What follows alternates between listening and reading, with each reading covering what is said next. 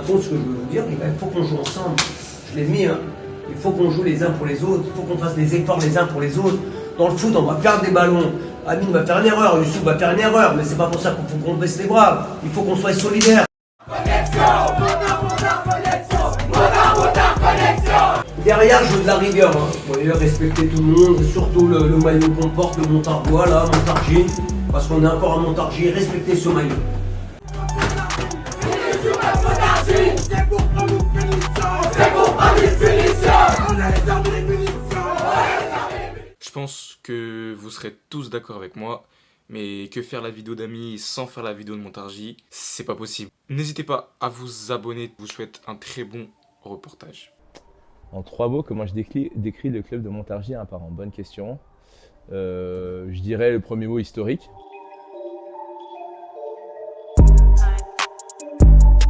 Si tu devais raconter ce club comme une histoire, tu commencerais où? Disons que dans la mesure où j'ai travaillé lors du centenaire, du travail pour le centenaire sur l'histoire du club depuis le début, j'ai en tête la création, etc. quoi. Donc depuis 1919, puisque c'était l'année officielle de création du club vis-à-vis de la fédération. Le club de Montargis a été créé en 1919, le club le plus ancien du Loiret. Et quand on regarde en arrière, on se rend compte que ce club n'a pas seulement traversé les générations. Il a aussi vécu des périodes fortes, des moments marquants qui ont façonné son identité actuelle. Alors les grandes étapes, ça a été quand j'étais petit, donc quelques années. Montargis jouait à l'époque en championnat de France amateur, qui était à l'époque le 3e niveau hiérarchique de la Fédé, mais le premier niveau amateur. Au fil des années, le club a aussi connu de grandes périodes, des montées, des saisons dans des divisions supérieures.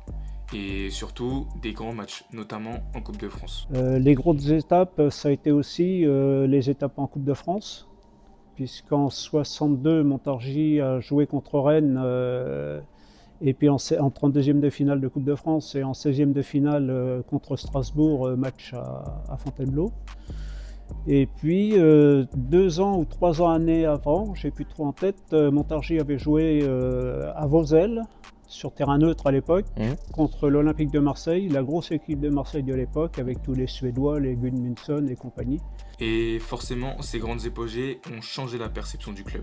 Elles ont apporté de la popularité, de l'engouement, et ont attiré beaucoup de regards autour de Montargis. Montargis, ça a une notoriété qui date aussi de l'histoire. C'est une place forte du foot quand même pour l'est du département, et sur la région centre, ça a été longtemps parmi les clubs phares, on va dire. Cette notoriété, le club ne l'a pas construit tout seul. Elle s'est développée aussi grâce aux villes voisines, aux quartiers autour de Montargis.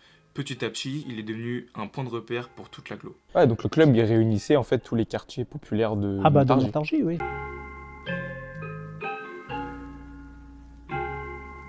Malgré tout ça, il y a une idée souvent quand on parle de Montargis, celle d'un club de quartier.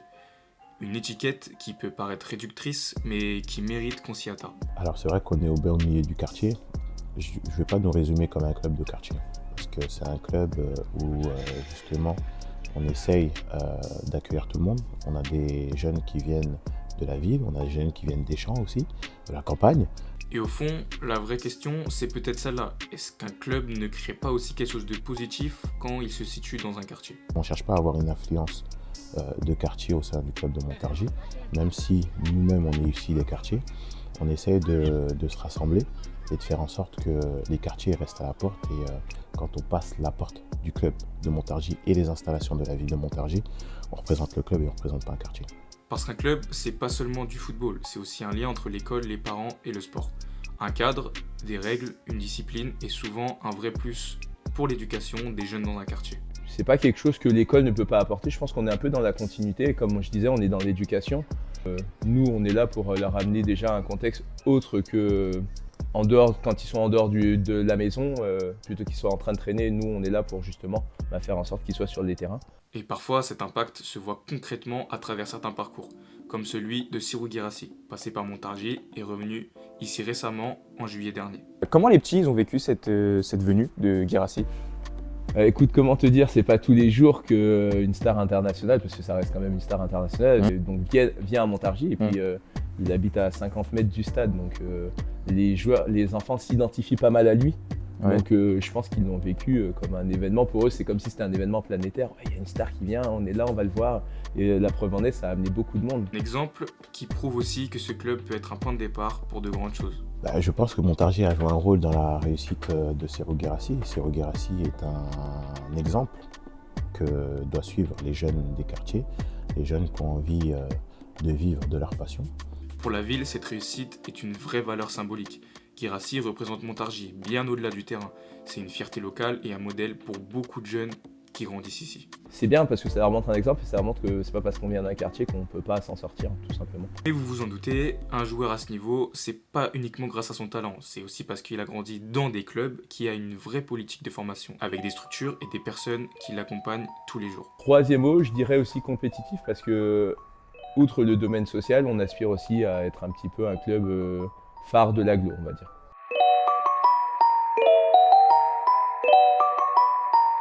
Une qualité qu'un petit ou un enfant doit avoir pour s'épanouir ici selon toi?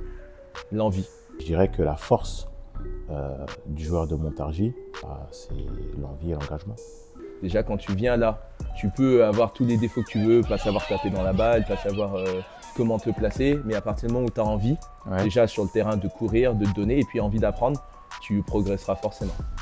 Et vous vous en doutez, avec le manque d'éducateurs qu'il y a dans le foot, ceux qui forment à l'heure actuelle, ils doivent s'adapter à tout groupe, petit, moyen, grand.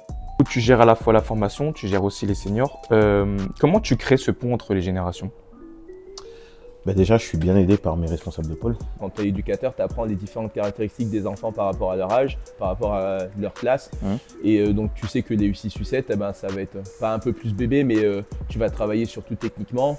Tactiquement, tu commences à voir des choses, mais bon, ça ils le verront un peu plus grand. Et donc en gros, tu leur apportes un bagage pour qu'ils puissent aller dans la catégorie du dessus. Et de U10 à U11, U12, U13, trouver justement cette ligne de conduite. Et la formation, c'est pas seulement apprendre à bien jouer au football, c'est aussi apprendre à s'amuser, à prendre du plaisir et à trouver le bon équilibre entre les deux. L'objectif, c'est de leur faire plaisir un maximum, qu'ils prennent un maximum de plaisir sur le terrain. C'est d'avancer ensemble avec des collaborateurs qui nous permettent de faire en sorte que les enfants pratiquent en sécurité, déjà, et surtout que nos jeunes prennent du plaisir et qu'ils représentent fièrement et dignement les couleurs du club de Montargis. Écoute, déjà dans l'idée, voilà, c'est qu'on est vraiment axé sur la notion de plaisir. Dans un club compétitif, avec la pression du résultat, garder la notion de plaisir peut être très compliqué pour les éducateurs. Il y a un petit peu le résultat, même si c'est pas le plus important, même quand tu arrives en U13, U14, U15, moi je pars du principe que quand tu es en jeune, il n'y a pas que le résultat qui compte, parce que tu es en formation justement. Et beaucoup d'éducateurs se concentrent uniquement sur le résultat, alors qu'on oublie parfois l'essentiel. Les joueurs progressent moins vite, apprennent moins vite et prennent aussi moins confiance en eux. Et axé que sur le résultat, ça veut dire que tu renies un peu tes principes de formation, où tu demandes aux jeunes de travailler et tu te concentres que sur le résultat. Je te donne un exemple, je vais jouer contre une équipe, je sais que si je joue contre cette équipe-là et je balance devant, je vais gagner tous mes matchs. Sauf que le petit, quand il va arriver en senior, il ne saura pas faire autre chose que balancer devant. Tu vois. Donc vaut mieux prendre le risque peut-être de perdre le match, parce que tu sais que si tu essaies de jouer au ballon, il va y avoir des risques, forcément, tu prends des risques quand tu essaies de relancer, mais au moins le petit, il va apprendre des choses. Et bien sûr, la formation, c'est aussi préparer les seniors de demain. C'est important que les petits voient les grands, parfois, jouer? Ouais, je pense que c'est bien. Je pense que c'est bien que les petits voient surtout les grands seniors du club, parce qu'après ils s'identifient. Et puis des fois, ce qui arrive souvent, c'est qu'on a des joueurs seniors qui sont éducateurs aussi. Ah oui, d'accord, ok. Donc quand tu viens au match et que tu vois ton éducateur jouer, t'es fier parce que tu dis je le connais, c'est mon éducateur, donc tu t'apparentes à ça. Et puis moi j'aime bien parce que quand j'étais encore joueur, les petits me disent mais regarde là, t'as loupé ta passe, t'as fait ça. Et donc je dis ça arrive, on est humain, même les pros loupent des choses. Donc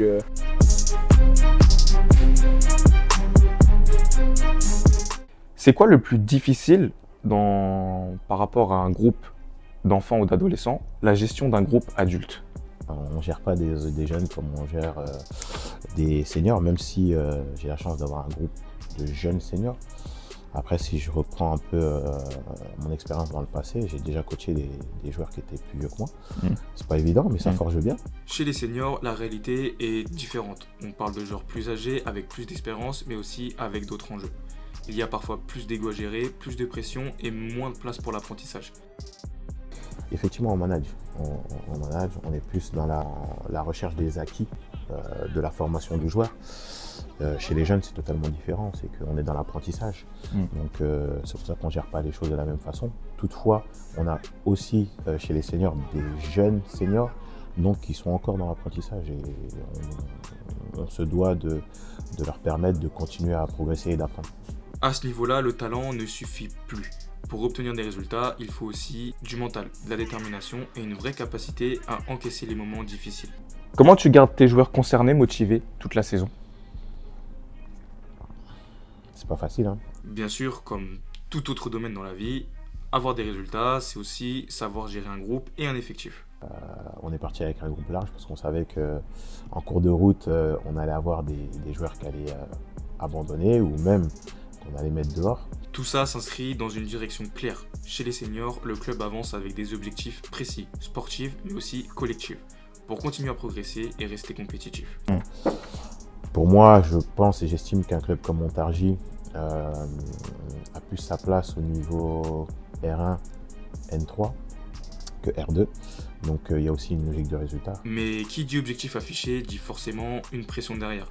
La pression des résultats, celle du classement et des attentes du club. C'est une réalité permanente chez les seniors qu'il faut apprendre à gérer autant mentalement que collectivement. Il n'y a pas de pression. Enfin, pour moi, il n'y a pas de pression. Aujourd'hui, hier, ce n'était pas forcément le cas parce que j'ai aussi coaché le club il y a quelques années en National 3. Le niveau était différent, même si ça reste un niveau amateur. Hein, mais c'est vrai que j'avais un peu plus de pression à ce moment-là. Voilà. J'étais un peu plus jeune aussi. Voilà.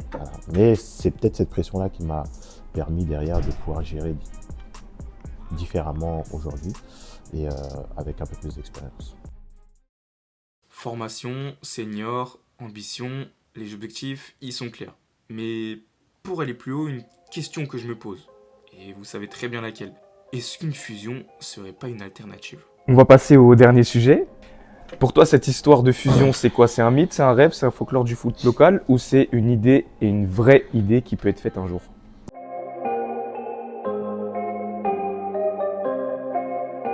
Mais la fusion avec AMI, qu'est-ce que tu en penses? Eh ben moi je dis que ça peut être une bonne chose. Je pense que ça serait une bonne idée. Parce que pour rivaliser avec les autres clubs de l'agglo, enfin pas de l'agglo, mais les autres clubs des autres agglomérations, par exemple l'Orléanais, je pense qu'il faudrait regrouper un petit peu les talents, regrouper les ressources humaines et regrouper aussi les moyens.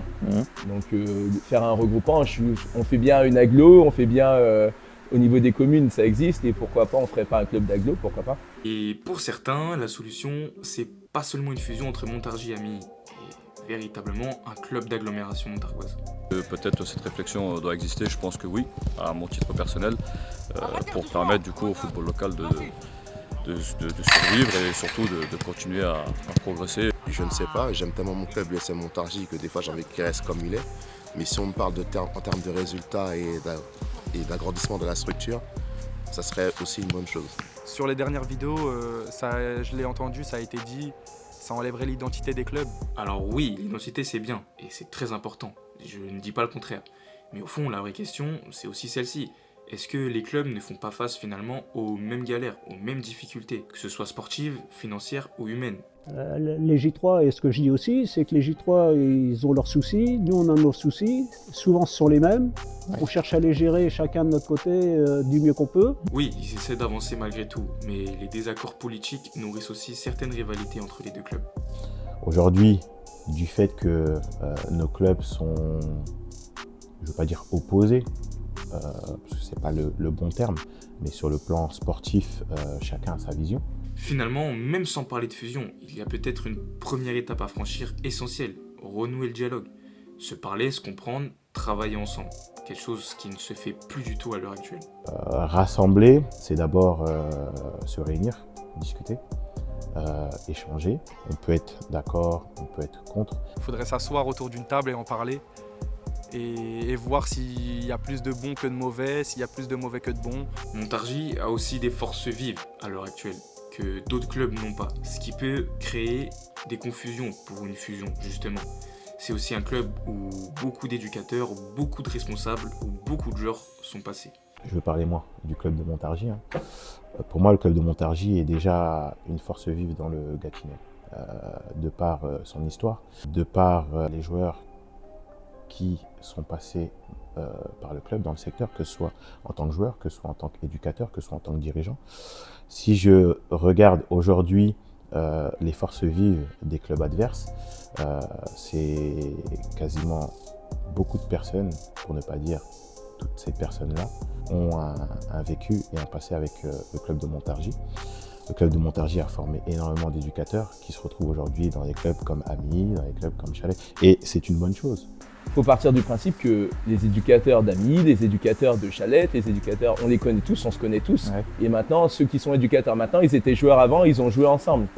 Donc tout le monde se connaît. Et donc je vois pas pourquoi on pourrait pas travailler ensemble. Et oui, il faut se le dire aussi, les deux mairies ont déjà essayé de négocier pour faire avancer le dossier dans une fusion. Et ça n'a jamais vraiment abouti à quelque chose. Et en fait, ce qui est compliqué sur cette fusion-là, c'est que ça concerne deux villes différentes. Quand on fait une fusion, généralement, c'est deux clubs de la même ville qui se regroupent justement pour avoir plus de moyens. Et là, ça serait la volonté des maires ou ça serait plus les élus là. Parce que j'ai cru savoir qu'il y a quelques petites années, il y a eu quelque chose qui avait été bien engagé par rapport à un rassemblement.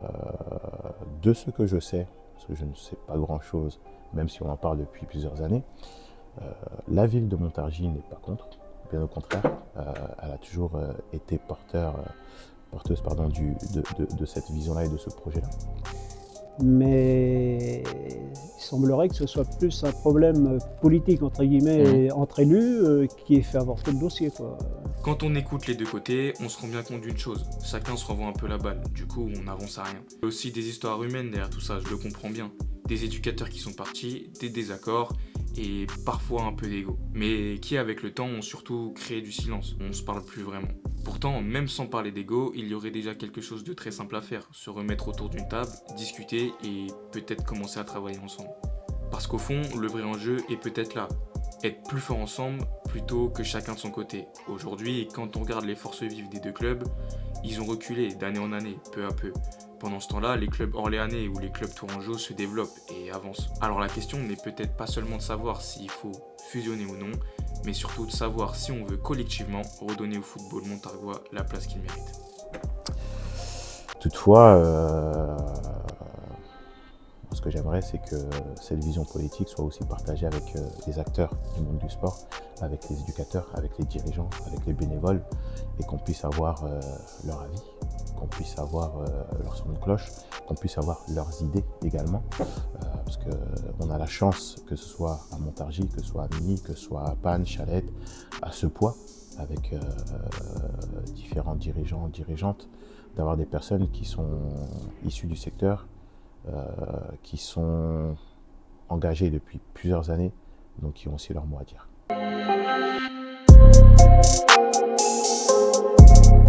Très athlétique, des joueurs techniques, on a un peu de tout. Après, attends, mais moi je regarde de là, il faut que je regarde la caméra, je suis un ouf. Bah tu peux regarder où tu veux. Non, parce que ça fait... Alors, les joueurs de Montargis...